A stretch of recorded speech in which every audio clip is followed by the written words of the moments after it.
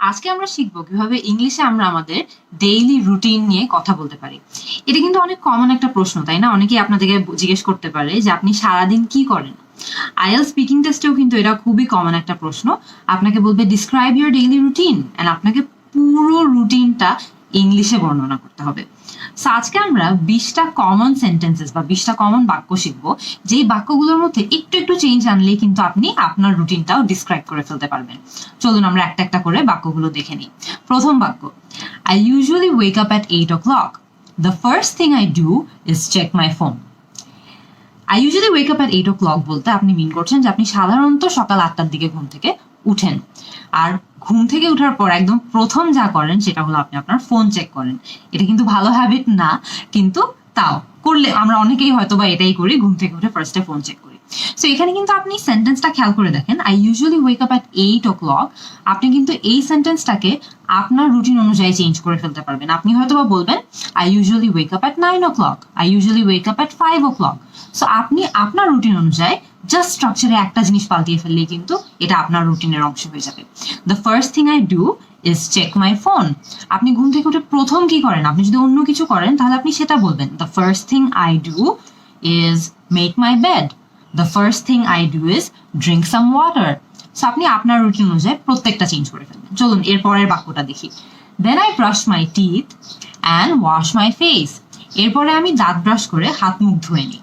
এরপরে আমি কি করি? After that I make my breakfast. মানে এরপরে আমি আমার সকালের খাবার রেডি করি। খেয়াল করে দেখবেন রোজার সময় কিন্তু এই স্টেপটা পাল্টিয়ে যাবে, রাইট? তখন আমরা অন্য কিছু বলবো, হয়তো বা আমরা এরপর কি করি, I go for a walk, অথবা after that I make my bed, মানে আমি আমার বিছানা গুছিয়ে ফেলি। সো আপনি নতুন যেটা করছেন সেটা অ্যাড করে দিবেন, কিন্তু খেয়াল করে দেখেন স্ট্রাকচারটা কিন্তু সেমই থাকছে। এরপরে আমি কি করি?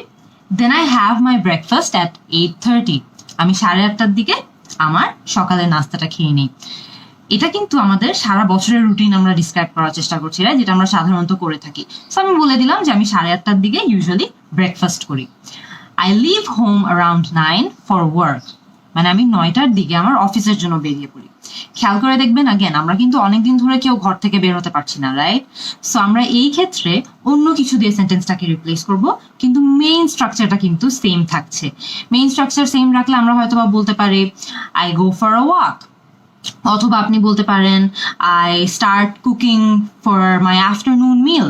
বাট ওই মূল স্ট্রাকচারটা, মানে শুরুতে একটা সাবজেক্ট থাকবে, মাঝামাঝি পর্যায়ে একটা ভার্ব থাকবে, আর লাস্টে হচ্ছে আপনার যে আপনি কি অ্যাক্টিভিটিটা অ্যাকচুয়ালি করছেন সেটা থাকবে। সো ওই স্ট্রাকচারটা সেম রেখে আপনি যে কোনো চেঞ্জ, যদি অ্যাক্টিভিটিতে কোনো চেঞ্জ আসে সেটার বর্ণনা দিতে পারবেন। তো আমরা ধরে নিই যে আমরা সবাই কাজে যেতে পারছি। এরপরে আমরা কি বলবো? I go to work by a bus. আমি বাসে করে কাজে যাই। আপনি যদি গাড়ি করে যান আপনি হয়তো বা বলবেন I go to work by a car. আপনি যদি রিক্সা করে যান I go to work by a rickshaw. এভাবে কিন্তু আগেন দেখেন স্ট্রাকচারটা কিন্তু একদমই সেম থাকছে। আপনি জাস্ট একটা দুটো শব্দ আপনার রুটিন অনুযায়ী পাল্টিয়ে ফেলছেন। এরপরে আমরা অফিসে পৌঁছে গেলাম, তারপরে আমাদের রুটিন কি? Once I reach office I note down my tasks and get to them. আমি অফিসে পৌঁছাবার পর আমার সারাদিনের কাজগুলো নোট ডাউন করি, কোনো একটা জায়গায় লিখে ফেলি এবং শুরু করে দিই। গেট টু দেম, এই ফ্রেজটা মানে কি, বা এই শব্দগুলো মানে কি জানেন? এই গেট টু দেম এটার মানে হলো শুরু করে দিই। আমি গিয়ে আমার সারাদিনের কাজগুলো নোট ডাউন করি, and I get to them মানে সাথে সাথে শুরু করে দিই। এরপরে আমি কি করি? I usually have my lunch around 2 PM। আমি সাধারণত অফিসে আমার লাঞ্চ 2টার দিকে করে ফেলি।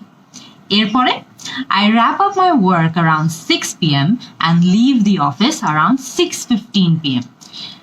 র্যাপ আপ মানে কি জানেন? র্যাপ আপ মানে হলো শেষ করে ফেলা। এটাও কিন্তু একটা নতুন ফ্রেজ শিখলাম আমরা। I wrap up my work around 6। আমি 6টার দিকে আমার সব কাজ শেষ করে ফেলি এবং 6:15টার দিকে অফিস থেকে বেরিয়ে যাই বাসার জন্য। এরপরে আমি বাসায় পৌঁছাই, রাইট? সো আমি এই সেন্টেন্সটাকে কিভাবে বলবো? After reaching home I ফ্রেশন up and spend time with my family. মানে আমি বাসায় গিয়ে ফ্রেশ হয়ে যাই। ফ্রেশন আপ মানে কি জানেন? হাত মুখ ধুয়ে একটু মোটামুটি ক্লিন হয়ে যাই। So I ফ্রেশন up and I spend time with my family. মানে আমি আমার বাবা মাদের সাথে, ভাই বোনদের সাথে, আমার পরিবারের সবার সাথে সময় স্পেন্ড করি। এরপরে আমি কি করি? এরপরে হয়তো বা আমরা আমাদের বাবা মাদের সাথে আরো কিছু সময় স্পেন্ড করি, রাইট? সো আমরা বলতে পারি I usually have tea with my parents around 7, মানে আমি 7টার দিকে আমার বাবা মার সঙ্গে চা খাই, হয়তো বা একটু নাস্তা খাই। আপনি নাস্তা খেলে অ্যাড করতে পারেন have tea and some snacks. এরপরে আপনি কি করেন? After having some tea I usually check my email or check up with my friends on Facebook. মানে আমি চা নাস্তা খাওয়ার পর হয়তো বা আমার ইমেলটা চেক করবো, কিছুক্ষণ দেখবো কোনো নতুন ইমেল এসেছে নাকি, অথবা আমি কিছুক্ষণ ফেসবুকে আমার ফ্রেন্ডদের সঙ্গে আড্ডা দিব। এরপরে আমি কি করি? ধরেন আস্তে আস্তে ডিনার টাইম হয়ে যাচ্ছে, রাইট? সো আপনি এরপর বলবেন I usually have my dinner around 9:30, মানে 9:30টার দিকে আমি আমার ডিনারটা শেষ করে ফেলি। এরপরে আমি কি করি? I say my prayers around 10 PM, আমি 10টার দিকে নামাজ পড়ি।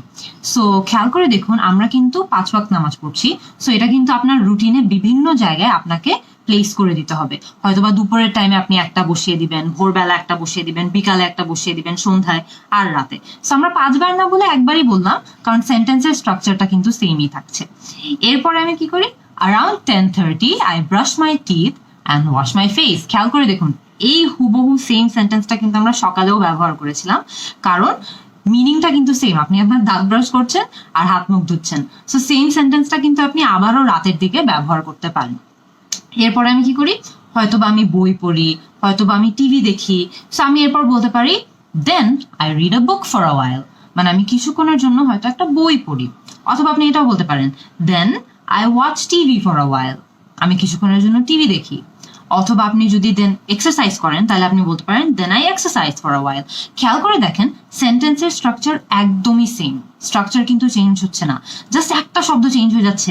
আমরা রিড আ বুক বলছি, অথবা এক্সারসাইজ বলছি, ওয়াচ টিভি বলছি, সো একদম ছোট ছোট অংশ চেঞ্জ হচ্ছে, কিন্তু স্ট্রাকচার গুলো কিন্তু একদমই সেম থাকছে। সো সেম স্ট্রাকচার ফলো করে আপনি আপনার রুটিন অনুযায়ীও সেন্টেন্সটা চেঞ্জ করতে পারবেন। এরপর আমি কি করি? I usually hit the bed around 11:30 PM, মানে 11:30টার দিকে আমি ঘুমিয়ে পড়ি। হিট দ্য বেড মানে কি জানেন? হিট দ্য বেড মানে হলো ঘুমিয়ে যাওয়া। এটা জাস্ট একটা সুন্দর স্টাইলিশ ওয়ে অফ সেইং যে আপনি এই টাইমে ঘুমিয়ে পড়ছেন। So hit the bed. এই হয়ে গেল কিন্তু আমাদের অনেকগুলা বাক্য, রাইট? এই বাক্যগুলো দিয়ে কিন্তু ইজিলি আপনি যে কোনো সময় আপনার যে কোনো রুটিন ডিসক্রাইব করতে পারবেন। ডেইলি রুটিনের ক্ষেত্রে জাস্ট আপনি ডিফারেন্ট কি করেন বা আপনি আলাদা কি করেন, ওই ইনফরমেশনটা দিয়ে স্ট্রাকচারে অল্প একটা দুটা শব্দ চেঞ্জ হবে, কিন্তু মূল স্ট্রাকচারটা কিন্তু সবসময় সেম থাকছে। সো এই সেন্টেন্সগুলো ইউজ করে আমাকে এখনই জানিয়ে দিন আপনাদের ডেইলি রুটিন কি, বা আপনারা সারাদিন কি করেন। এটা আমাকে এখনই কমেন্ট সেকশনে জানিয়ে দিবেন। See you in the next class.